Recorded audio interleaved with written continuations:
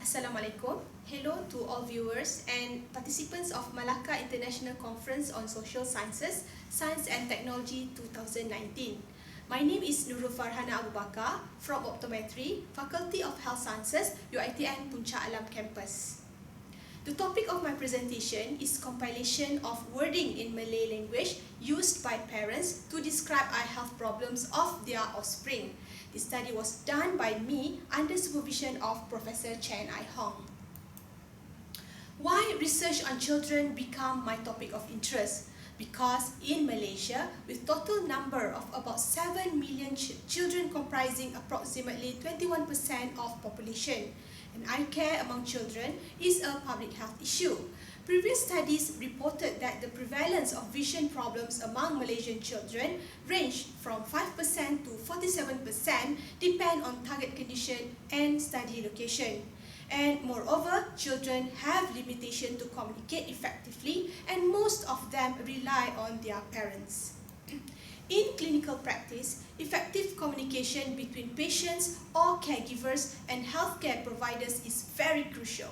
According to WHO principles, communicators must understand target audience knowledge, attitudes and behaviors and address barriers and encourage decision makers to take the recommended steps.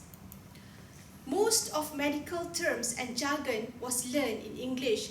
Therefore, it might be difficult for a clinician or healthcare provider to translate them into layman terms. Despite there might be variation of language used by patients, depends on the grammar, phonetic, semantic, lexical that could be influenced by social and regional dialect.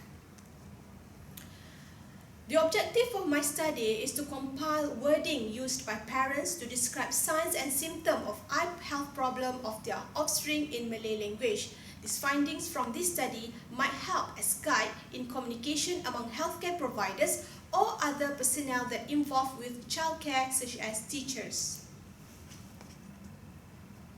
Malay language was chosen as it is national language of Malaysia used by majority of Malaysian. Two states were selected, Terengganu, which is located at eastern part of Peninsular Malaysia, and Selangor, that located at a western part of Malaysia. Respondents were recruited using purposive sampling among parents who have at least one child aged between 2 months old to 12 years old.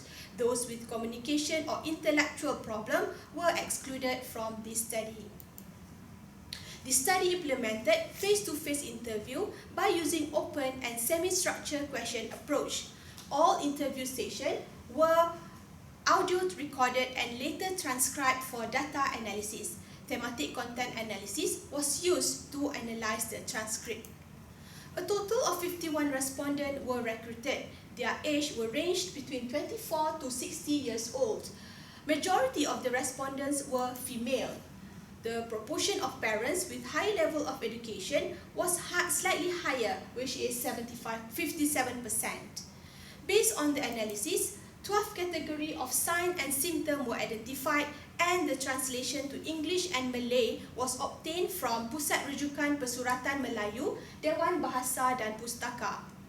The sign and symptom were kabur, that was translated as blur, sakit as pain, silau as glare, letih as fatigue, gatal as itchy, sakit opening kepala as headache, mengecilkan mata as squinting, juling as squint, lelehan as discharge, merah as red, gosok as rub and menyengitkan or mencondongkan as tilt.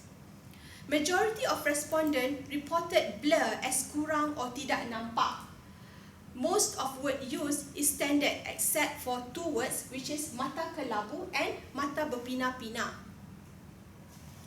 Okay. Those are examples of responses that obtained from the respondents.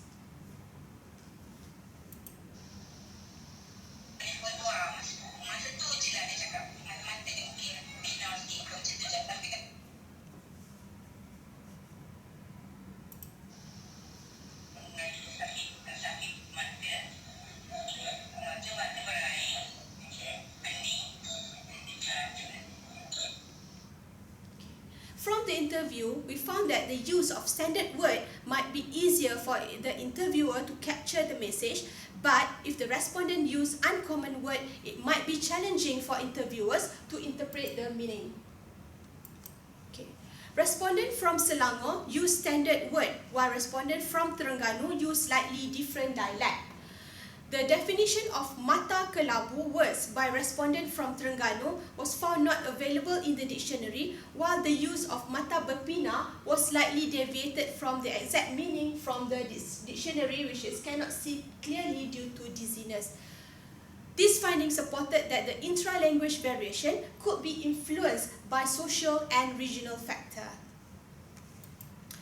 Communication is a crucial component in healthcare. Therefore, interpretation toward patient complaint should take into account psychology and anthropology factors other than biomedical aspect. Healthcare providers must be culturally competent to be able to provide good services encompasses different culture and ethnicity. Parents and public also should be educated on common terminology used to describe signs and symptoms to enhance effective communication between patient and healthcare providers. For the conclusion, most wording used by parents in this study matched with common terminology used in English by clinicians. However, the variation was apparent among respondents from Terengganu. Understanding variation within a language is important to provide better services through effective communication. Thank you.